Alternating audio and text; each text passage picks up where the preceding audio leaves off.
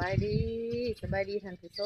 มสบายดีพ่อยามแม่ยายที่เขาลงหักทุกหมองทุกบ่อนเด้อสบายดีป้าลุงเบิ้งสู่ผู้สู่คนพี่น้องวันนี้ก็มาพบมาพ่อกับสาราคือเก่าเด้อพี่น้องเด้อสารา45พี่น้องออกไปทางโรงเรียนประถมสมบูรณ์บ้านสะขึ้นพี่น้องบ้านสะขึ้นใต้เมืองจำพรแข้งสวรรณเขตเฮาเพราะว่าดูทางโรงเรียนเพิ่นก็มีการสร้างสรรค์กินข้าวสามัคคีร่วมกับพ่อบ้านแล้วก็พ่อแม่ร่วมกับพ่อบ้านแล้วก็ครูอาจารย์พี่น้องแล้วก็พร้อมทั้งพ่อบ้าน4-5หมู่บ้านที่อยู่ในบริเวณอ้อมขางนั่นแหละมีทางวังเมาลำบองเซฮักแล้วก็ทาม่วงดงเมืองพี่น้องดอนแยงนำแล้วก็คณะเลขาผักเมืองพร้อมกันกับคณะของการศึกษาเมืองพี่น้องมื้อนี้เพิ่นทางแม่ย่านุริตเพิ่นก็ได้เสื้อเชิญมาร่วมกันกินข้าวสามัคคีอยู่หันเพิ่นก็มีเครื่องมีของมาฝากมาต้อนแล้วก็มีการโอ้ลมกันเรื่องการพัฒนาสร้างสาโรงเรียนอะไรพี่น้องแล้วก็มีการผูกขอต่อแขนพี่น้องรวมกันมื้อนี้ค่ะพี่น้องมื้อนี้สาราสิพาพี่น้องไปเบิ่งบรรยากาศอยู่ทางโรงเรียนไปเบิ่งไปชมบรรยากาศนำกันเลยเนาะไปอันนี้บรรดาพวกเลี้ยงอยู่ในครัวเด้อพี่น้องมีเพิ่นสิมีเมนูพันปลามื้อนี้เพิ่นก็มีปลาเผาปลานิลพี่น้องนี่มีแต่ตัวใหญ่ๆนี่กำลังเผากันอยู่กำลังย่างกันอยู่จังหน่อยนี่ก็พร้อมเสิร์ฟได้จังหน่อยนี่ได้เลี้ยงงามปลูเป็นรอยอยู่จังหน่อยเพิ่นสิหอนแอวให้เบิ่งได้ จังน้อยเพิ่นหอนแอวให้เบิ่งได้บรรดาพวกเลี้ยงอยู่ในนี่ค่ะเด้อพี่น้องเด้อทางพ่อย่าแม่ย่าเพิ่นเดินทางมาแต่สหรัฐอเมริกาพี่น้องวันนี้เพิ่นก็สิมีการสร้างสรรค์กินข้าวสามัคคีอยู่โรงเรียนประถมสมบูรณ์บ้านสักขึ้นใต้พี่น้องแล้วก็เพิ่นก็มีเสื้อผ้าอนาภรณ์มาฝากพ่อบ้านแต่ละบ้านพี่น้ององค์การจัดตั้งแต่ละขันแต่ละเขตอะไรที่เพิ่นเชิญมาแล้วก็มีทั้งเสื้อแล้วก็มีทั้งรองเท้าพี่น้องมีทั้งเกิบนั่นแหละนี่แล้วก็มีแว่นตานำนี่รองเท้าก็มีแต่คู่งามๆ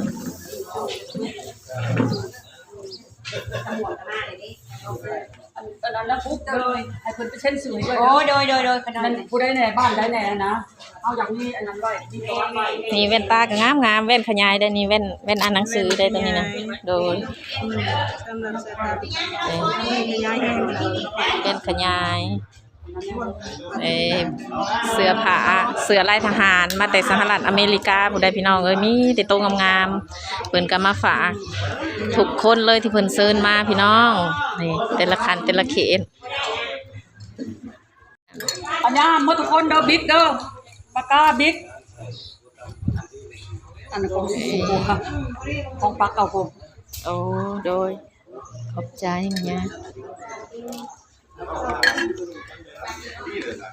แม่ย่าเพิ่นเดินทางมาจากสหรัฐอเมริกาเพิ่นก็มีแว่นกันแดดแว่นสายตาพี่น้องมาฝากตอนนี้ก็อยู่โรงเรียนประถมสมบูรณ์บ้านสะขึ้นใต้เด้อเมืองจำพรแขวงสวรรณเขต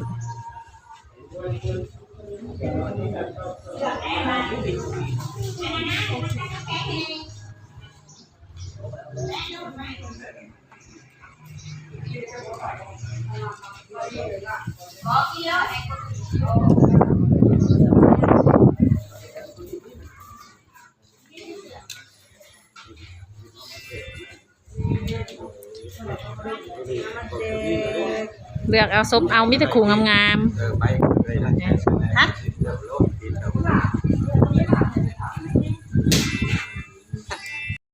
อันนี้หมดทุกคนเด้อบิ๊กเด้อปากกาบิ๊กอันนั้นของสูงของปากเก่าผม โอ้โดยขอบใจเนี่ยแม่ย่าเพิ่นเดินทางมาจากสหรัฐอเมริกาเพิ่นก็มีแว่นกันแดดแว่นสายตาพี่น้องมาฝากตอนนี้ก็อยู่โรงเรียนประถมสมบูรณ์บ้านสะขึ้นใต้เด้อเมืองจำพรแขวงสวรรณเขต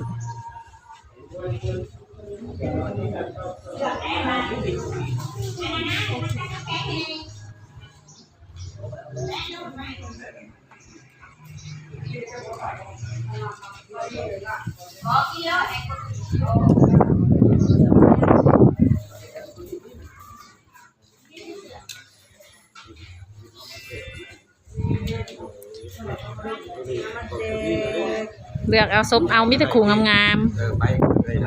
ะฮะ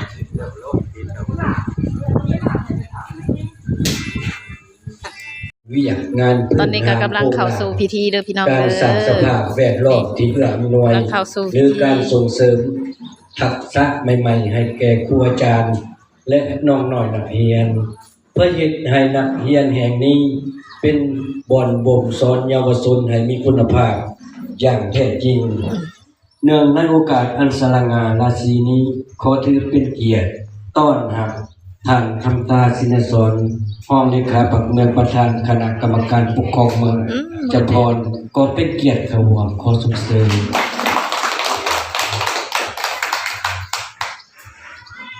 เมญานาดาบุตจาก USA ก็เป็นเกียรติขวงขอส่งเสริมทานบุญเลิศทานานดาบุตพร้อมครอบครัวจาก USA ก็เป็นเกียรติขวงขอส่งเสริมทานพรไซธรรมวงศากรรมการพรรคเมืองก็เป็นเกียรติขวงขอส่งเสริมทานสุริขันธ์ชิตติวงศ์ห้องหัวหน้าห้องการศึกษากีฬาเมืองก็เป็นเกียรติส่งเสริม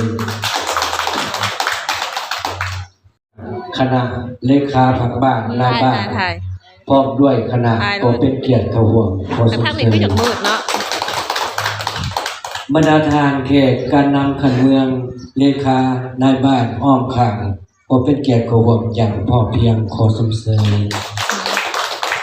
เพื่อในพิธีครั้งนี้ไปตามจุดประสงค์ของพิธีขอถือเป็นเกียรติเฮียนเมญานุลิตทะนาดาบุตจาก USA ขึ้นประกอบคำเห็นในวิทยางานการศึกษาของเรียนประถมสมบูรณ์จะขึ้นในพิธีครั้งนี้ขอเรียนเชิญขอส่งเสริม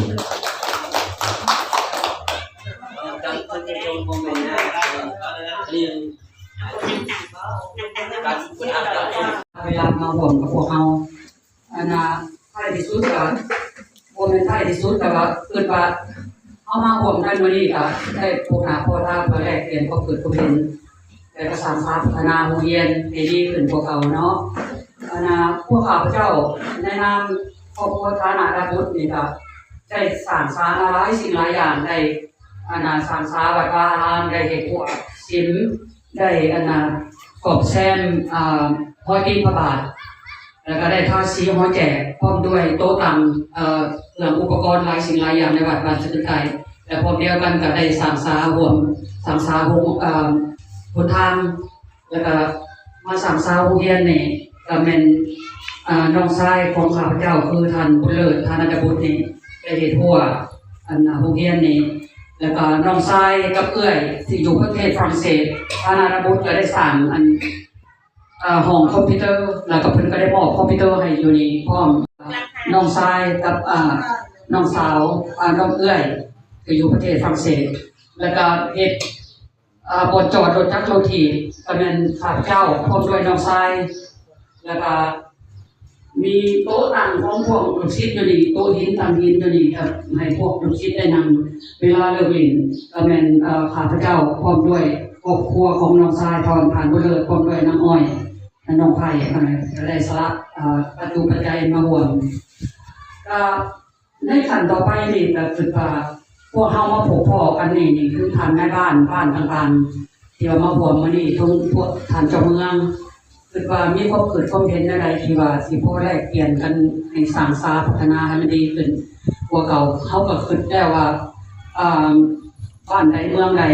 ที่ว่าน้ำไหลไฟสว่างหนทางดีก็เป็นบ้านนั้นเจริญอันนี้บ้านเฮานี่ก็คือว่า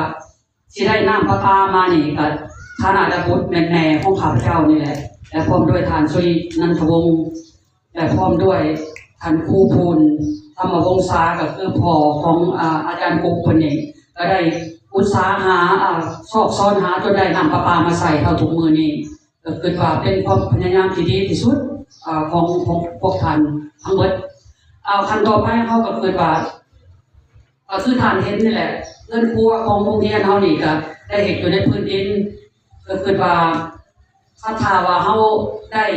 พวกข้าพเจ้ากับน้องชายเนี่ยคือว่าสิได้เป็นวัตถุ เนาะเป็นวัตถุเลยกับส่วนเพื่อแห้งกันก็อยากขอห้องให้ทำทานในบ้านมื้อนี้ก็บ่เห็นบ่ยังบ่เห็นเพิ่นมาคือสิมันค่าเรียกบุญน้ำทานเจ้าเมืองคือกันเนาะในเรื่องสร้างโรงเรียนนี่ครับพวกข้าพเจ้านี่พร้อมด้วยน้องชายนี่สิเป็นในเรื่องวัตถุแต่ว่าเรื่องเพื่อแห้งนี่ก็อยากขอพึ่งพาอาศัยฐานในบ้านที่ว่าการเกณฑ์พวกชุมชนทั้งหลายเนาะพวกที่ว่ามีจิตมีใจจากสามสามาซอยกันคือกันกับว่าโรงเรียนนี่เนาะมันเป็นต้นไม้ต้นกอมันขึ้นเต็มที่แต่ก็บ่มีผู้ถากทางพอได้พูดนี่ก็เป็นมีแต่ผู้หญิงทั้งหมดนี่ก็คือว่าเพิ่นก็ลำบากอยู่ได้รอเพิ่นเถื่อก็เห็นงูเห็นหยังไปอยู่น้ำน้ำห้องน้ำไอ้ด้านมันพบมันต่ออยู่ชิดมันก็สิมีปัญหาอีกถ้าว่าเฮาบ่ถากทางตอนนี้คันถากทางนี่ทางในครูทั้งหลายนี่ก็เพิ่นก็สิเฮ็ดยากอยู่พอมีแต่ผู้หญิงคือเฮาฮู้นั่นแหละก็อยากอาศัยที่ว่าพวกในบ้านแล้วก็แนวโฮมแล้วก็หน่อยอาศัยทางเจ้าเมืองนั่นแหละเพิ่นได้ภาพทามเบิ่งแลก็ได้ก็สงสารพวกเพิ่นนะแล้วก็คือว่าอาจารย์ปุ๊กนี่ก็ได้พยายามสุดความสามารถที่จะเฮ็ดให้ผู้เรียนเฮานี่สดสวยงดงามมีหน้ามีตากับพวกกับทั่วไปเนาะคือเราเห็นเนี่ยก็คือว่าโรงงานเรานี่แหละโรงเรียนบ้านสะดือใต้ก็ได้ก็เพราะเอาหน้าเอาตาได้เนาะแต่ทั้งนี้ทั้งนั้นก็ข้าพเจ้าก็ขอพึ่งพาอาศัยเจ้าเมืองแล้วก็ทุกท่านในบ้านนี่ก็มีผู้ใดมีความคิดหรือว่าสามสาอันใดก็ขอเพื่อขอแห้งที่ว่าได้มาสวยสู้แต่คือสิว่าถ้าว่าอาศัยพวกในครูสันสาคือข้าพเจ้าเว้าไปเลยมีแต่ผู้ยาผู้ยิ่งนะสงสารพวกคนนี้รอเลยนะครับอร่อยมากแต่ละเถื่อมาพี่ไก่นี่ก็มาเฮ็ดหลายสิ่งหลายอย่างในโรงเรียนนี่ฉะนั้นเลยจะว่าจุดประสงค์ที่ว่าอยากเฮ็ดให้คนที่สุดเยอะเลยก็คือเฮือนครัวข้างหลังนี่กับติดวิบในยังของในครูยังบ่มีแต่ของลูกศิษย์อยู่แค่นั้นโรงเรียนทุนี้นี่ก็แม่นพวกข้าพเจ้าเป็นผู้ที่เริ่มมาตั้งแต่เริ่มต้นมาตั้งแต่เก็บเงินกันอยู่สหรัฐอเมริกาคั่นน่ะแล้วก็การมาสร้างโรงเรียนหลังนี้จนเท่าเดียวนี้กับพวกข้าพเจ้าก็อยู่ไกลแสนไกลก็ยังเป็นห่วงเป็นใยยังนำมาช่วยเหลือยังนำมาอุปถัมภ์คำสู้หลายสิ่งหลายอย่างฉะนั้นแหละจังว่าเฮาก็อยู่ในนี่เนาะคั่นน่ะเนาะคือถ้าเป็นต้นไม้ต้นกอมันขึ้นเต็มที่แต่ก็บ่มีผู้ถากทางพอได้พูดนี่ก็เป็นมีแต่ผู้หญิงทั้งหมดนี่ก็คือว่าเพิ่นก็ลำบากอยู่ได้รอเพิ่นเถื่อก็เห็นงูเห็นหยังไปอยู่น้ำน้ำห้องน้ำไอ้ด้านมันพบมันต่ออยู่ชิดมันก็สิมีปัญหาอีกถ้าว่าเฮาบ่ถากทางตอนนี้คันถากทางนี่ทางในครูทั้งหลายนี่ก็เพิ่นก็สิเฮ็ดยากอยู่พอมีแต่ผู้หญิงคือเฮาฮู้นั่นแหละก็อยากอาศัยที่ว่าพวกในบ้านแล้วก็แนวโฮมแล้วก็หน่อยอาศัยทางเจ้าเมืองนั่นแหละเพิ่นได้ภาพทามเบิ่งแลก็ได้ก็สงสารพวกเพิ่นนะแล้วก็คือว่าอาจารย์ปุ๊กนี่ก็ได้พยายามสุดความสามารถที่จะเฮ็ดให้ผู้เรียนเฮานี่สดสวยงดงามมีหน้ามีตากับพวกกับทั่วไปเนาะคือเราเห็นเนี่ยก็คือว่าโรงงานเรานี่แหละโรงเรียนบ้านสะดือใต้ก็ได้ก็เพราะเอาหน้าเอาตาได้เนาะแต่ทั้งนี้ทั้งนั้นก็ข้าพเจ้าก็ขอพึ่งพาอาศัยเจ้าเมืองแล้วก็ทุกท่านในบ้านนี่ก็มีผู้ใดมีความคิดหรือว่าสามสาอันใดก็ขอเพื่อขอแห้งที่ว่าได้มาสวยสู้แต่คือสิว่าถ้าว่าอาศัยพวกในครูสันสาคือข้าพเจ้าเว้าไปเลยมีแต่ผู้ยาผู้ยิ่งสงสารพวกคนนี้รอเลยนะครับอร่อยมากแต่ละเถื่อมาพี่ไก่นี่ก็มาเฮ็ดหลายสิ่งหลายอย่างในโรงเรียนนี่ฉะนั้นเลยจะว่าจุดประสงค์ที่ว่าอยากเฮ็ดให้คนที่สุดเยอะเลยก็คือเฮือนครัวข้างหลังนี่กับติดวิบในยังของในครูยังบ่มีแต่ของลูกศิษย์อยู่แค่นั้นโรงเรียนทุนี้นี่ก็แม่นพวกข้าพเจ้าเป็นผู้ที่เริ่มมาตั้งแต่เริ่มต้นมาตั้งแต่เก็บเงินกันอยู่สหรัฐอเมริกาคั่นน่ะแล้วก็การมาสร้างโรงเรียนหลังนี้จนเท่าเดียวนี้กับพวกข้าพเจ้าก็อยู่ไกลแสนไกลก็ยังเป็นห่วงเป็นใยยังนำมาช่วยเหลือยังนำมาอุปถัมภ์คำสู้หลายสิ่งหลายอย่างฉะนั้นแหละจังว่า เฮาก็อยู่ในนี่เนาะเพราะนั้นเนาะคือทางว่าได้มาพร้อมในมื้อนี้ก็มีความเกิดความเห็นใดๆกับข้าน้อยก็อยากขอความช่วยเหลือให้เบิ่งในอันน่ะแนวใดที่ว่าพอช่วยเหลือได้ก็อยากให้เพิ่นช่วยเนาะนอกจากนี้ก็ขอมอบให้น้องชายข้าน้อยเพิ่นมาเว้าหน่อยนึงเนาะเอายืนบ่ได้ว่าซั่นขอมอบตัวนี้นี่ต่อให้อันน่ะย่าเพิ่นขอขอบใจหลายๆค่ะนะ ทางแม่ญาลุลิทะนานาพุทธเนาะที่เดินทางมาจาก USA เป็นผู้คุ้นคนควายให้ยืนและเสนอบรรดาแขกประกอบคำคิดคำเห็นใส่ในเนื้อในของเพิ่นที่หูหดคนควายมาต่อบ้านที่นั่งบ่ทันได้อยากได้ก็ขอเพิ่นเนาะ เอาแม่อันนะแม่อุลสิทธิ์และพอโรงเรียนประกอบก่อนในคำเห็นของเพิ่นที่เพิ่นประกอบให้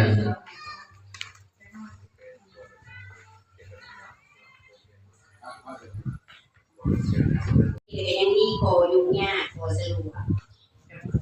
ในทั้งหลายก็มีโคยุ่งยากอย่างไรลงมาของน้ำอย่างนี้นี้แต่การพวกเฮียในการที่ว่ากับเบาเลยที่เป็นยิ่งแต่เรื่อยในการหักษาโบได้ยุ่งเนาะเป็นเบาเองก็คือโคยุ่งยาก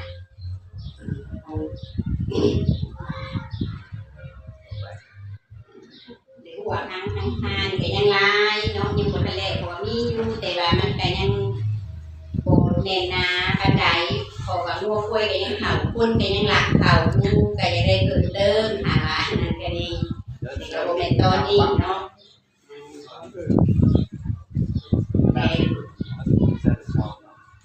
แต่น้อยนี่ก็บ่มียังเนาะก็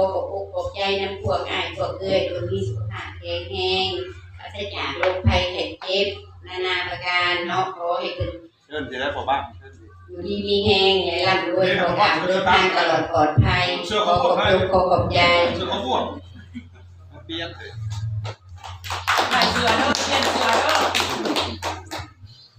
เลยไปกับแม่ทั้งพอโรงเรียนประถมเพิ่นได้ประกอบความคิดความเห็นตอนนี้เป็นบ้านเฮาได้ที่มาห่วงมีคำเห็นได้ต่อเนื่องในจิตใจของท่านแม่ย่าลุลิทะนานตาพุทธเนาะเพิ่นได้ประกอบความคิดความเห็นไปแล้วเพิ่นได้เอามาให้มามีหลายอันหลายแนวในมื้อนี้ก็มีอีกทั้งเสื้อในทั้งเกิบในทั้งเว้นตาเนี่ยเนาะนะครับคืออันใหญ่รวมเพิ่นได้เอามาแล้วเป็นของคอมพิวเตอร์บ่เป็นห้องจอดรถทีมให้เด็กเนาะแล้วทางพอเพิ่นก็ได้ขึ้นประกอบว่าคนงานก็ยังมีอยู่มีแต่แม่เนาะบ่มีพ่อห้องน้ำมีแล้วก็ว่ามันหกมันเหือเพิ่นว่าเฮ็ดบ่ได้ทางบ้านเด้บ้านใดสิประกอบบ้านนี้ทั้งสึกออกในคาของเมืองประธานระบบของเมืองที่เคารพนับถืออย่างสูงเรียนกรรมการทางเมืองการนำของเมืองที่เคารพและหักแห้งมันยังครอบครัวธนาฐานะดาบุญเนาะที่ได้มาร่วมในพิธีนี้ที่เคารพอย่างสูงขอแสดงความแพงมันยังในบ้านอ้อมข้างที่ได้มีโอกาสเข้าร่วมในพิธีอันสำคัญวันนี้เนาะข้าพเจ้าสื่อสุริการสิทธิวงศ์องค์คณะการศึกษาธิการเมืองเราจะได้เป็นเกียรติมาร่วมตามคำเชิญของคณะผู้บริการโรงเรียนเนาะขันว่าความจริงโดยรวมกับเห็นดีกับภาพอย่างสูงกับคำคิดคำเห็นของบรรดาพี่น้องจากยูซีเนาะเพื่อจะได้สาระทางวัตถุปัจจัยเกิดแห้งเนาะเกิดมาประกอบส่วนโรงเรียนประถมศึกษาของเขานี่มีหลายอันเนาะคือเป็นเสนอเนาะที่เริ่มจะเป็นเพื่อนเป็นผู้เริ่มในประถมศึกษานี้เนาะจะถอดเวลานี้เราก็ได้หลายอันหลายอย่างเนาะอันนี้การแสดงความสนใจอย่างสูงกับพี่น้องจากยูซีเป็นบริษัทเป็นได้เป็นวงเป็นในการพัฒนาบ้านคือโรงเรียนเนาะและหลายสิ่งหลายอย่างทั้งหลักทั้งเส้นทางเนาะการนี้เลยเป็นก็เลยประกอบส่วนทางด้านวัตถุปัจจัย สร้างสาพัฒนาบ้านเฮาให้มีความพัฒนาที่ขึ้นเนาะฉะนั้นในผู้เป็นทุกเฮียนพร้อมด้วยในบ้านอยู่สังกัดนี้ก็ต้องได้เห็นความสำคัญความจำเป็นเป็นในผ้าข้าวสารเขาก็ต้องได้ใส่เพื่อแห้งสร้างสาพัฒนาแล้ววันนี้ขึ้นเนาะฉะนั้นอันสำคัญเนาะอันประธานที่หนึ่งนี้เป็นว่าเรื่องการคุ้มครองบริหารการคุ้มครองบริหารนี่ก็มอบให้ผู้ประธานทุกเฮียนคุณสิทธิ์นี้เนาะเป็นผู้ประธานทุกเฮียนแล้วเขากำลังใจว่าทางประทบสังกัดของเขานี้จะมีการพัฒนาต่อไปอีกเราถือว่าบริยุทธ์ทำเองน้อยเหนื่อยนะจะพาสานต่อไปอีกเรามีหลายภาคส่วนหลายอันที่ยังขาดขึ้นโดยเฉพาะเพื่อนครัวเนาะเป็นกระตั้งความหวังให้พวกเราเนาะเพื่อนครัวแต่กระห้องน้ำสปอร์ตคู่เนาะอันนี้ก็ขออยากให้ทางโฮมเฮียนโดยประสานสมทบกับบ้านโดยเฉพาะคณะพัฒนาการศึกษาการบ้านเลขาได้บ้านสักขึ้นได้นี้ก็ต้องได้พวกคิดพวกใจพวกเพ่งสักขึ้นได้สักขึ้นเหนือเนาะพวกใจกันพัฒนาสวยกันเนาะถ้าว่าเข้าใจใช้ในเมืองนี่ก็หลายบอลเนาะหลายบอลอยากเห็นหลายบอลจะสั่งอีกใส่เศรษฐกิจมันบ่ได้เพียงพอเนาะฉะนั้นจึงท่านห้องขอกับแม่เนาะท่านพี่น้องจากยูซีแต่ละบ้านพวกเขาก็ได้ห้องขอน้ำเพิ่นมาสั่งมาสามกันน้ำร่วมกันเนาะอยากให้บ้านเฮาอยากให้ประเทศเฮาอยากให้เมืองเฮามีการพัฒนาที่ขึ้นเนาะฉะนั้นการบริหารนี้โดยเฉพาะอุลสิทธิ์ที่บริหารโรงเรียนแห่งนี้เนาะก็เห็นได้ว่าการดูแลรักษาการสุขอนามัยเนาะสำคัญนี่เนาะเขาบอกเป็นว่าเราเปิดกับพิจารณาถ้าว่าพ่อเป็นไม่ได้โดยการน้องอยากให้น้ำผ้าหนังเกียร์ตอนแรกมันซุปหรือน้ำผ้าเขาเย็นกันหน่อยเนาะคนอาศัยว่าในเรื่องในโพสีโพหาเนี่ยนะผู้เรียนในแต่เสร็จทั้งบ้านเป็นอยู่เป็นกับเรียกเป็นทั้งบ้านเนาะเขาประจำการอยู่นี้ก็ต้องเรียกเลยกันเนาะเพราะว่าพวกเขาได้ลบไปหลายบอลกับที่หลายบอลเป็นผู้หญิงแต่ว่าเรื่องการสุขอนามัยการรักษาความสะอาดเขาเรียบร้อยเนาะอันนี้พวกเขาต้องได้สวดกันเนาะในการเนาะคือว่าเจ้าผู้เป็นผู้บริการเองก็ต้องได้นำผ้าต้องได้ที่แผนว่าเขาเสียจังในโรงเรียนของเขานี้เพราะว่าพวกเขาได้ยุ่งเยี่ยงในหนาทาวน์เด็กเนาะมีห้องคอมพิวเตอร์นี่เป็นมอบให้พวกเขานี่ก็เป็นการแสดงถึงอยากให้ลูกหลานพวกเขานี่ได้ส้มไส้ได้มีทักษะในการใช้เรื่องคอมพิวเตอร์นี้เนาะผู้ได้เป็นในการมีสมบูรณ์หรือแบ่งเวลาไปให้เขาเรียนหรือกับฝึกสอบเนาะเรื่องคอมพิวเตอร์ว่าเรื่องความทันสมัยเนาะมาหอดเวลานี้เนาะเพื่อนนี้ได้เป็นไปอยู่ยูซีเพื่อนเห็นได้ว่าเมืองเป็นประเทศเป็นนั่นภายหลังเป็นเห็นเป็นนั่นเห็นประเทศเป็นนั่นเลยเป็นภาษาจะให้บ้านเฮาเมืองเฮาแขวงเฮาประเทศเฮานี่ใครมันค่ายคือก็เปลี่ยนเนาะเนาะเจ้าก็ดีใจหลายที่ท่านผู้ใหญ่ได้มาสนับสนุนเนาะแต่อันเรียกวิชาการเนาะที่ว่ารวมไปเลยเนาะก็เธอได้ลงมาแล้วเนาะเรียกวิชาการเรื่องการคิดสอนเรื่องการประจำการการสอนการเรียนของนักเรียนนี้ก็ต้องได้เอาใจใส่เนาะเอาใจใส่อยากสูงไหนมีความพิเศษไหนเนาะลูกหลานของเขาที่ได้มาเรียนแบบนี้เนาะจำเป็นผู้เรียนก็หาเนาะมีอนุบาลเหมือนกันเนาะมีอนุบาลเนาะอนุบาลได้มีโอกาสเข้าร่วมในพิธีครั้งนี้โดยเฉพาะในพวกท่านจงมีสุขภาพแข็งสวยพัฒนาเมื่อบ้านเฮานี่ให้มันมีความเจริญขึ้นไปมาด้วยความสวัสดิภาพทุกประการก็เนาะและก็มีความสุขทั้งส่วนตัวและครอบครัว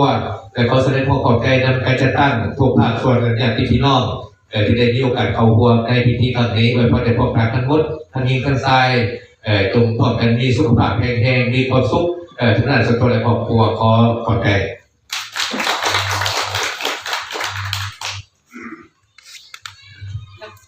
ได้บ้านเลยนะคนที่ต้องฝึกต้องเรียนเลยโดยทั้งเจ้าภาพเพิ่นยังบ่แล้วเชิญทางเฮ็ดเชิญทางท่านเลขาวงศักดิ์สิทธิ์เนาะมีคำเห็นต่อพิธีดังกล่าว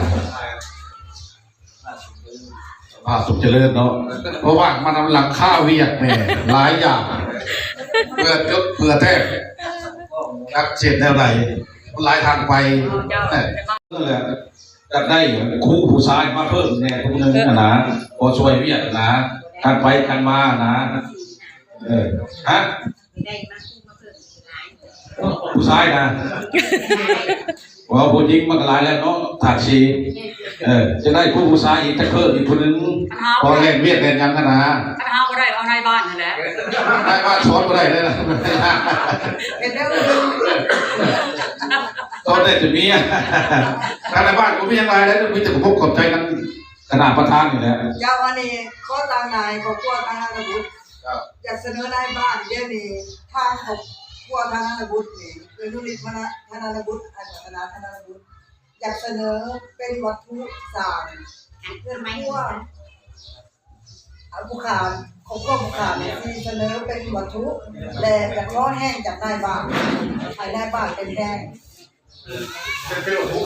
แม่จะเป็นวัตถุทำเป็นแห้งเพราะว่าผ่านมาเขาจะเป็นแห้งเป็นแห้งวัตถุมันนี่ยัดเป็นเพื่อนพวกเรานั่นนะ ทำจากเสด็จลบพอดีเสื่อมได้เลย เจ้าอะไรก็อย่าเพราะว่าทางน้อยก็เป็นแห้งเป็นวัตถุ เอ็นดีมันนี่ยัดเป็นเพื่อนพวกเป็นของน้าจะให้เมียนอะไรเข้าเลยเป็นแห้งเลยมันแต่เดี๋ยววางแผนกันคะแนนแล้วเนาะถามประธานแต่วางแผนเขาจะเอาวางไหนเหมาะสมมันนะไอ้ยักษ์แล้วบอลยักษ์เลยยักษ์แล้วบอลยักษ์ เอาจากของการบ้านเอาของการอันนี้แล้วใกล้เท่าไหร่ จากทางเจ้าภาพสหรัฐอเมริกาพร้อมด้วยครูอาจารย์ที่ได้เชิญมาร่วมในครั้งนี้ถือว่ามีความภาคภูมิใจเป็นอย่างสูงที่ได้มีการมาหับต้อนทางในย่าที่ได้มาเยี่ยมยามบรรดาพี่น้องสาวบ้านที่ขึ้นใต้จะขึ้นเนื้อและก็ทำหมวกอยู่ในกลุ่มบ้านของเขานี้ดังนั้นในการเสนอของทางในย่าเพิ่นได้ผ่านต่อทางคณะประธานท่านประธานก็ถือว่าเห็นดีเป็นเอกภาพที่ได้เสนอผ่านในกองประชุมเท่านี้แต่ทางคณะเองก็มีความภาคภูมิใจเป็นอย่างสูงที่ได้มาร่วมหับพังในการเสนอต่อกองประชุมในครั้งนี้และทางคณะเองก็พร้อมด้วยบรรดาท่านในบ้านที่ได้ประวัติในวันนี้และมีความภาคภูมิใจหลายที่ได้มาเห็นทางเจ้าภาพเป็นเสนอผ่านเป็นต้นแบบงานการศึกษาหรือว่าแผนพัฒนาของบ้านอยู่ในเขตบ้านที่ขึ้นใต้ของเขาหรือว่าบริษัทอื่นที่เพิ่นได้ไปช่วยเหลือผ่านมาคือว่ามีความภาคภูมิใจแต่ในหันขออนุญาตในเมื่อปีแล้วนี้ทางเจ้าภาพเพิ่นได้ไปช่วยเหลือผู้ที่ว่าประสบภัยใหม่เฮือนคือนางแดงบ้านทม่วงเพิ่นก็ได้ไปช่วยเหลือจำนวนหลายและก็พร้อมด้วยทางคณะเพิ่นก็ได้ก็มีความภาคภูมิใจและก็แสดงความรู้คุณอย่างสูงที่ทางทานได้นำไปช่วยเหลือในครั้งนั้นและมาฮอดนี้ในการให้คำคิดคำเห็นของกน้อยที่บ่เพียงตัวนี้แต่ท้ายสุดนี้ก็ขอไว้ใส่พรทานพร้อมด้วยคณะที่ได้มามีแผนพัฒนาของบ้านแต่ละบ้านนี้แสดงความรู้คุณอย่างสูงที่ทานได้ให้คำคิดคำเห็นในครั้งนี้หวังว่าเทนาทานพร้อมด้วยคณะจะมาให้ความช่วยเหลือในการสร้างสรรค์แผนพัฒนาของโรงเรียนของคือบ้านให้ได้รับผลดีในต่อไปก็ขอมีอายุมันวันยืนคือว่าปีใหม่ของเราผ่านไปปีเต็ม1 เดือนเลยเนาะปีใหม่ของเราถือให้มีความสุขความเจริญอยู่ดีมีแห้งมั่งคั่งสมบูรณ์พูนสุขในหน้าที่การงานไว้ใส่พรทุกท่านจงมีความสุขสวัสดีทุกท่านขอขอบใจ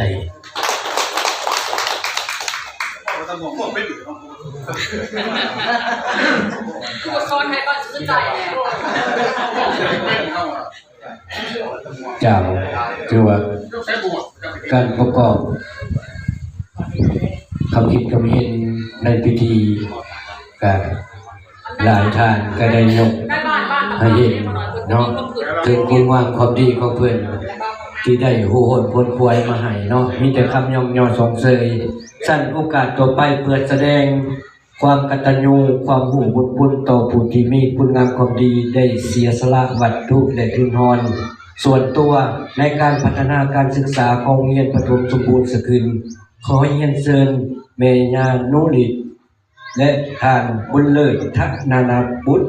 ตั้งหน้าครอบครัวออกยืนต่อหน้าวิธีเพื่อรับ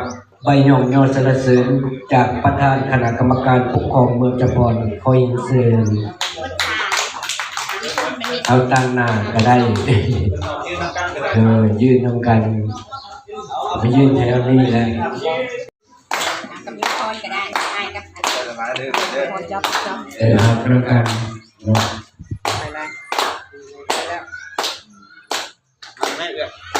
แก้มะขามมาบ่ได้ได้ได้ดีนะมาแบบมาจับเลยนะ เอาทาเพิ่นก่อน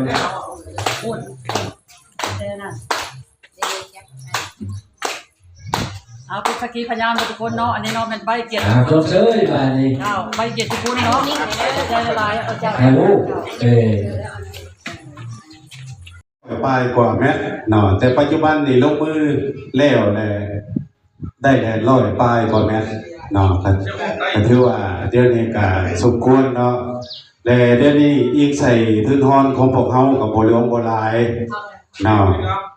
ทุนทอนอยู่ในครั้งปัจจุบันนี่ก็มีแต่100ปลายแต่ปัจจุบันนี่ก็เฮ็ดไปแล้ว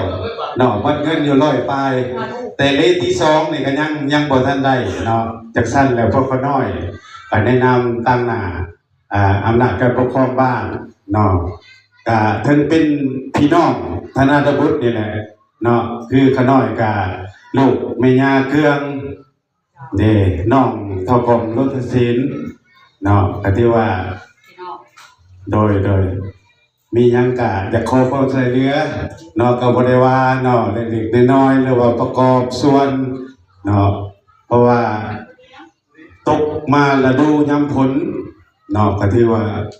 น้ำท่วมได้ทางโรงเรียนมัธยมของพวกเราเดี๋ยวนี้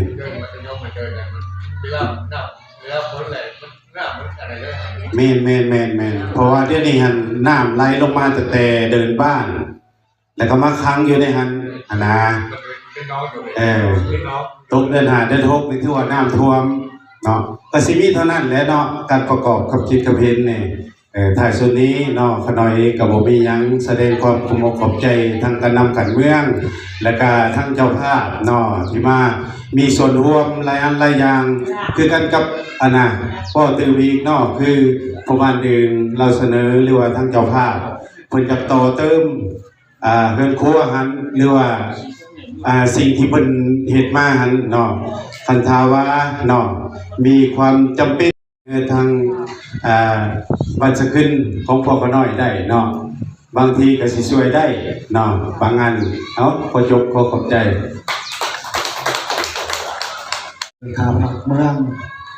ผมเป็นคณะนับถืออำนาจปกครองที่เขาร่วมและการทำเจ้าภาพคือทางหน่วยงานนู้นนี่จาก USA ที่มาเป็นเจ้าภาพเมื่อนี้ข้าพเจ้าชื่อสุนทรพรชัยสุนทรออกในบ้านวันลำบองประจำคุมเซฮักที่ว่าผู้ขาอยู่บ้านเซฮักอันเมื่อนี้รู้สึกดีใจหลายที่แม่ป้าไม่ได้ลืมแต่เชิญพวกข้าพเจ้าเข้ามาร่วมถึงสิ่งอยู่ใกล้แต่ไม่ได้ลืมผู้ค้าดีใจเป็นอย่างยิ่งการมาต่างมารวมวันนี้ก็ได้ฟังคำคิดคำเห็นจากทางคณะเมืองเพิ่นและก็ทางแม่ย่าข้าพเจ้าก็รู้สึกภาคภูมิใจหลายที่ทางแม่ย่าได้มาประกอบส่วนสร้างสรรค์พัฒนาบ้านเกิดเมืองนอนก็คือเมืองลาวก็คือเมืองจำพรผู้ข่าวหวังว่าโอกาสหน้าผ้าไหมและต่อไปแนวคิดอันสง่าราศีอันประเสริฐเดินรับของมายานี้ก็คงสิกลับมาสู่ลูกสู่หลานอยู่ทางทางพุ่นหากคิดถึงเมืองลาวมาสู่เมืองลาวพวกข้าพเจ้าถึงหลับทางเมืองลาวยังคอยอยู่คือคุมพวกข้าพเจ้านี้กับบ่ใกล้แต่ก็สองลีเขาว่าถนนหนทางกับผมมีคุ้มกันน้อย34 ราคาเฮือนกันว่าเห็นบุญทำทานก็ได้เท่าละ8 ล้าน 9 ล้านพวกขาพยายามก็ได้ไปดินทรายได้หินแห่มาใส่ก็บ่ได้ขนาดฝน อยากเอาภูเขาภูแก่ออกซื้อสุกสลากอ่ะยากลำบากหลายไปยากมายากแพทย์หมอเพิ่นก็บอกเขาผู้ข้าพเจ้ามื้อนี้ข้าพเจ้าหวังว่าโอกาสหน้าฟ้าใหม่ผ่านแนวคิดถึงแม่ย่าในโอกาสไปคอยพวกข้าพเจ้าแน่อยู่ทำบันเสฮักเด้อตอนนี้ก็ทำรองใหญ่เพิ่นก็ผู้ฝึกโรงเรียนประถมแล้วก็มัธยมถือว่าก็ห่างไกลกันหลายคือผู้ขานี้แต่ก่อนก็ได้มาเรียนตอนมัธยมต้นก็ไปเรียนอยู่นี้กลับมาบัดนี้กับไปป้ามาสากษาก็มีไว้หน้าอันใหม่ก็จบงามขึ้นกว่าเก่าก็ขอกุศลผลบุญเหล่านี้นำไปทำไปจูนแก่แม่ป้านุริเดลาวุฒิพร้อมด้วยพวกขาคณะญาติทุกฐานะขอให้มีแต่ความสุขความเจริญอย่าได้เจ็บอย่าได้จนอายุมันขวัญยืนอยู่เป็นลมโพลมไส้พวกข้าพเจ้าไปนานๆก็จบขอเข้าใจ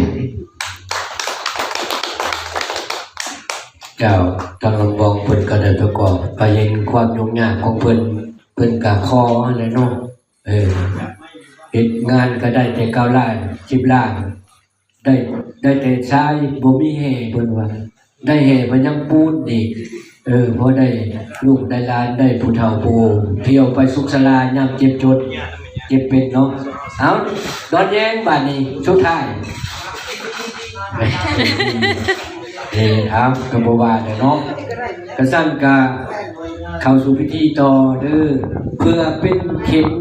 สี่ทิศเนียงทางให้เกิดการพัฒนาวิทยางานการศึกษาของโรงเรียนปฐมสมบูรณ์สกุลในโอกาสต่อไปข้าพเจ้าขอถือเป็นเกียรติเรียนเชิญท่านคำตาศิลสอนห้องเลขาผักเมืองประธานคณะกรรมการปกครองเมืองจำพรอินมีกำเห็นและให้บทเรียนแก่การจัดตั้งปฏิบัติในตอนหน้าขอเรียนเชิญนี่มันช่วยเหลือทำรถเองเอาอย่างก็เรื่องที่น้ำมูลเป็นมูได้อยู่เลย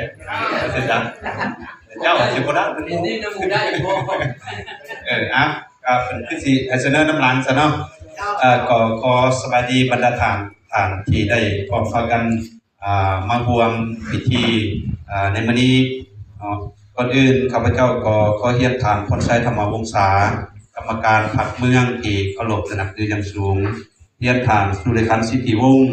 ห้องหัวหน้าของการศึกษาธิการและกีฬาเมืองที่เคารพและนับถือเรียนถามนางอุลสิทธิ์ธรรมวงศา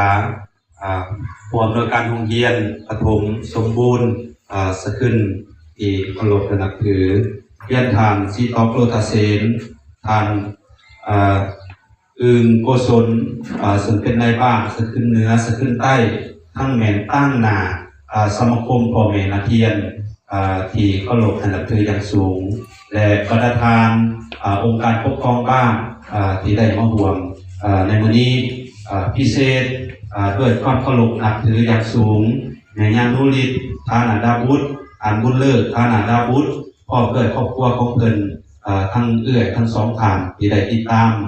เพิ่นมาในมื้อนี้ด้วยความเคารพและนับถือเป็นอย่างสูงมื้อนี้ก็เป็นมื้อที่มีความสำคัญหลายที่พวกเราได้ว่าเต้าร่วมกับพ่อพากันพบหน้าพ่อตากันโดยเฉพาะเพิ่นก็ได้เดินทางมาแต่ไกลเพื่อสิได้พบกันกับบ่ง่ายก็สั่นแล้วมื้อนี้ก็เป็นบุญวาสนาของเราที่ได้มาร่วมกันในมื้อนี้ก็ถือว่าเป็นโอกาสที่อันดีหลายสำหรับในมื้อนี้ข้าพเจ้าก็ได้อันนึงก็ได้รับการเชิญจากทางโรงเรียนและก็แนะนำลูกหลานชาวบ้านกลุ่มบ้านที่10บ้านขึ้นทำวงลงเมืองนี่แหละเพราะว่ากันบ้านกับบ้านเกิดเป็นบ้านลงเมืองแต่ก่อนก็ได้ไม่เรียนอยู่โรงเรียนมัธยมสมบูรณ์อยู่สักคืนนี้อันนี้ก็พอแล้วก็มากันแนะนำส่วนตัวแน่แนะนำเวียดทางการแน่ก็ถือว่าเป็นโอกาสที่อันดีที่พวกเราซุ้มใส่การพัฒนาและการลงทุนของรัฐและก็เวียดนามในข่าวนี้เพื่อนก็ไม่ได้ลดละในการนำผักหลักแต่ว่ามันกับพวกสิสนองเป็นหลายเขตบางเถื่อพวกจุดนี้นี่พออยู่ก็กินแล้วสิสนองก็ไปสวยเลือดอื่นตามผักทางหลักก็ได้สิสนอง แต่ก็อาศัยภาคส่วนสังคมนี่แหละเป็นส่วนพ่อแม่ประชาชนแต่ก็คือทั้งบุคคลผู้ประกอบการช่วยเหลือเนาะก็คือโรงเรียนอบรมก็คือแม่ย่ามาสวยนี่โอ้ขอแสดงความขอบใจและชมเชยเป็นอย่างสูงเนาะและแนะนำตั้งหน้าให้กำลังของเมืองที่ได้บวชในวันนี้เนาะแต่เฮาก็บ่มีหยังก็มีใบสรรเสริญเนาะที่ทั้งคณะที่สอบการเมืองเนาะถึงอะไรก็เกี่ยมมาให้เนาะอันนี้ก็ได้มอบเป็นทางการเนาะทางว่าบ้านใดเนาะในข้าพเจ้าที่เห็นว่ามีผู้ออกส่วนช่วยเหลือแต่ยังบ่ทันได้เสนอตามแผนการที่เกี่ยวข้องการเมืองขอให้บรรดาฐานได้สำรวมเนาะนำส่งเป็นเรียกการสรรเสริญย่อผู้คุณงามความดีของเพิ่นประสิทธิ์เนาะอันนี้ก็เป็นปัญหาที่สำคัญหลายข้าพเจ้าก็จะมีความเห็นโดยสำรวมกันในนั้นเนาะแต่โอกาสสุดท้ายนี้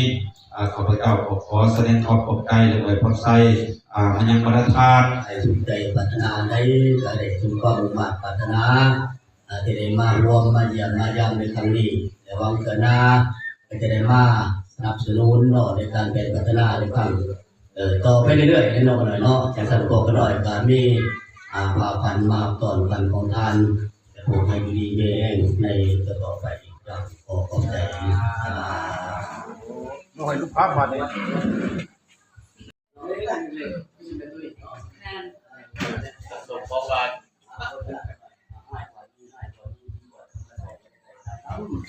อายุน้ำของเจ้าอะไรเจ้าวันนี้ที่ให้ตู้มาพาทางเสด็จประเดียดยืนเป็นพื้นจะตั้งกิจกรรมแก่พวกตลอดทางรายรับประกอบอยู่เราคือประกอบเป็นแสนเป็นมือไปพอเพียงหลานของเจ้าบ้านก่อนเป็นตรงคำว่ามาชาบันโยโชสปะรันซ้ำเอาแนวเลยเนาะซ้ำเอาแนวเลยสัพพะโตภะคะวะตาธัมโมสันติติโกอาคาริโกอิปัสสิโกโอปะนาจิโกปัจจตังเวทิตาโพวิญญูหิติสุปฏิปโนภะคะวะโตสาวกสังโฆอุสุปฏิปโนภะคะวะโตสาวกสังโฆญาณปฏิปโนภะคะวะโตสาวกสังโฆสามิจิปฏิปโนภะคะวะโตสาวกสังโฆญาติทัพดัตตริปุริสายุคานิยาตาปุริสาปุขะราเอสะพระข้าพเจ้าสาวกสังฆอังนโยปงนโยสักกินโยอันสะริกรานิโยอนุตรังปุญญเขตังโลกัสสาติสัพพะพุทธานุภาเวนะสัพพะธรรมานุภาเวนะสัพพะสังฆานุภาเวนะสัทธาสุธีภาวันตุเตอันสวยอันเด้อพรบัวโวดแมงมิเศษอติริเตโสสัยมังคาราติเรอเนกสวัสดีความสุขความสามัคคีความเมตตาเมตรีจงมีแก่ทานให้อยู่สุขสำราญอย่าหูเท่าตาก็เท่าทางภาริยาทางบุตรีบุตรและลูกเต้าขอให้ได้เป็นเจ้าเป็นใหญ่กว่าเพิ่นทั้งหลายสุขสบายปางกำเนิดกาแก้วผืดตามวงทางอริพ้นเล็บไปหน่อยอย่าขาดค่อยจากสีวังขอให้มีอายุยืนยาวอย่าหน่อยขอให้ได้หอดกว่าเอายาวนานผู้มูสัตว์มูมันอย่ามาบังเบียดได้ขออังเชิญเทพไทยพุทธัสสองสระญาณลงมาโจมพลานเจ้าขึ้นให้ในสูงลงมาจูงพลานเจ้าขึ้นให้ในกว้างวาสีมือนี้แม่นมือดีสีมือนี้แม่นมือมันให้เจ้ามันยิงกว่ากอดผาแอนมันให้เจ้ามันยิงกว่าแดนฟ้าดวงฟ้าดันมันให้เจ้ามันยิงกว่าผู้เขาล้อมไกลลาดมันให้เจ้ามันยิงกว่าเลียมอาสาสะเม็นมันให้เจ้ามันยิงกว่าน้องตาเว้นใสสองแจกมือนี้แม่นมือสักง่าหมอเทว่ามือแข็งวันนี้เป็นวันดีที่อมุตตะโสกสิทธิโยพร้อมโอตตะมะมังคาราพุทธินได้ไปอาราธนาอาจารย์ผู้สะอาดมากนักอาจพูดขวัญขึ้นเสมอจอมผาศาสตร์พูดขวัญขึ้นเสมอถาสีจันมือนี่แม่นมือสันวันนี่แม่นวันสอบมือขันไปนี่แม่นขันไม่แก้วเท่าแก่นักบุญไปแล้วจึงย่อมาให้การวันได้สู่ความเดียวเกิดตั้ง มืองทำบุญเรื่องทำยิ่งน้อยทำยิ่งน้อยในปานกลาง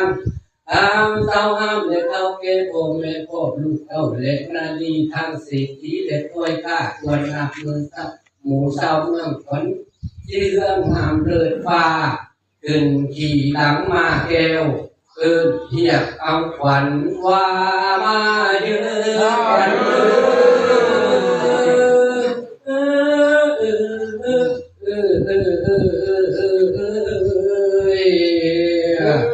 มาผ่าลับพมาพร้อมเจ้าเก็บมาทั้งหลอมหอมอยู่ซ้อนร้อนเมื่อแก้วตรงนี้เดียว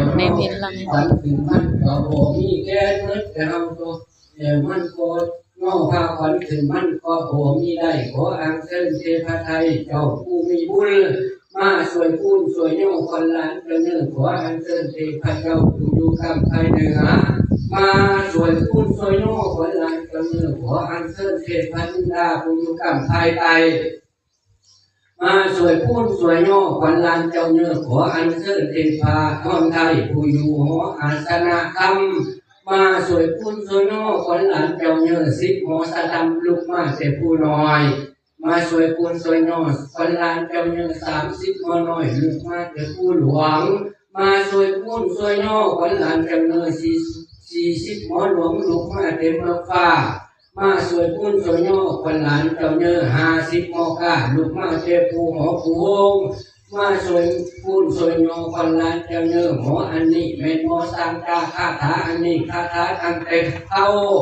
หอเท่าทางเต็มผู้ห้านเจ็ดไปย่อเพิ่นเสียเอามาหลงเจ้าเลเจ็ดไปพูดเพิ่นเสียเอามาคำเจ้าเลวมีทางน้ำเต่าแก้วออกบอกกินเย็นก็หักเย็นดีๆเหมือนนาที่ทางหามีปล่อยขาล่วงหลายมีงอกให้แผ่เป็นพอกสากมาออกเรื่องนองเงินครับเมืองนั้นเงินทำการแก้วิเศษนอกแก้เปิดทำเงินทำเรื่องมียาให้เอามาไว้กินท่านในสามชิ้นท่านไปนาเพราะอังเส้นผูกเกกาซื้อหานุมานคน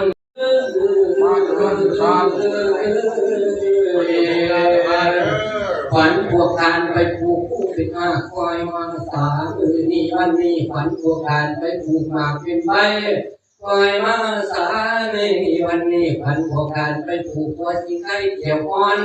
คอยมาสานี่วันนี้ขวัญพวกทานไปผูกมันอ่อนเป็นเกลือคอยมาสานี่วันนี้ขวัญพวกทานไปผูกมะเขือเป็นดอกคอยมาสานี่วันนี้ขวัญพวกทานไปดอกริมน้ำซัดใหญ่ข้างลงคอยมาสานี่วันนี้ขวัญพวกทานหลงไปเขาในโคนแก้มบางคอยมาสานี่วันนี้ขวัญพวกทานไปอยู่ข้างน้ำนางไม่มูสานี้ขวัญพวกทานหนีไปน้ำหน้าที่ห้วยหอมขวัญพวกทานหนีไปถือพวงข้องไงหันหน้าเป็นเต้ามาขวัญพวกทานเดินไปนา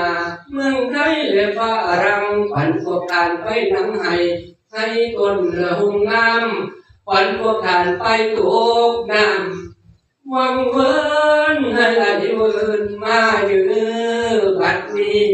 ป่าสีห้องเฮียบขวัญพวกทานให้ทางมาว่ามาเจอขวัญ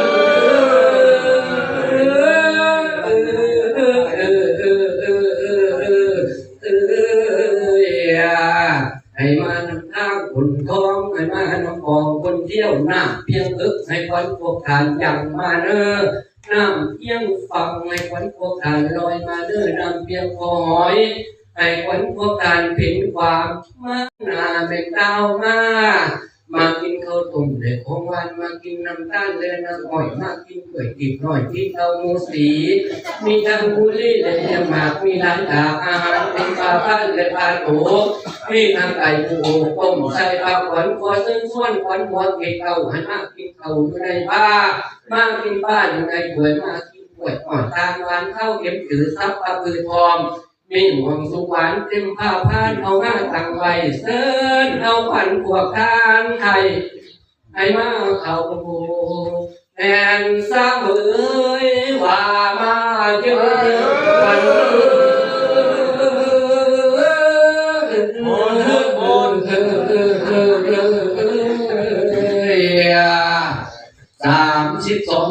มาเต่าสิบตัวมาควันให้มาโฮมห้างควันไรและควันหอกควันขอบและควันกลางควันเจ้าบ้างผมคิวหวานของน้อยและเฮานุ่มควันผมน้ำดูอ่านควันปากตัดเจรจาควันตาและควันคิวควันนิ้วและควันแขนควันขาเพ่งกลางไรหลับไม่นั่งเม็ดควันหูควันทางดูลมกินนะสาเมื่อนี้วันนี้ว่ามาเยอะควันเนื้